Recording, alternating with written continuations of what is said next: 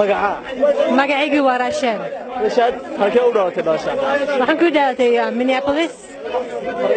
Mareykanka laakiin Djibouti baan ku dhiganahay halkan maxaa u tiri waxaan u imiday inaan ordo maratonkii Soomaaliland waxaad igula hadlaysaa waa Soomaali maxaa kugu kalifay Soomaaliga af Soomaali waa leeyahay barto laakiin waan joogaa Djibouti marka tuti wadankaaga waa qasab inaad bartid afka intee kugu qaadatay inaad barato Soomaaliga waan sii baranayaa laakiin 15 sanadood ayaan ku shaqeynayaa 15 sano kugu qaadatay si wacan baad imika Soomaaliga ugu sheekanaysaa maxaad ku dareemaysaa dadka kale cadana jooga adigu Soomaali waad ka duwan tahay Soomaali baad ku hadlaysaa maxaad ku dareemaysaa dadkii way ka yaabeen markaan hadlo af Soomaali laakiin way faraqsan yihiin way soo dhaweynayaan si fiican marka way faraqsan yihiin anigana waan faraqsanahay inaan hadli karo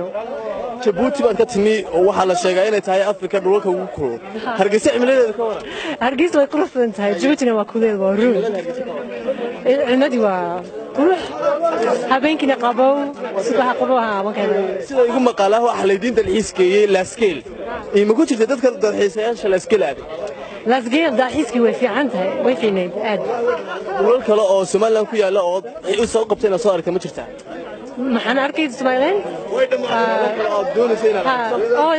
inaan arko waxaan doonayaa Sheekh inaan arko Zeyla inaan arko Walima Berbera waxa soo kale insha Allah oo wada tahay salaam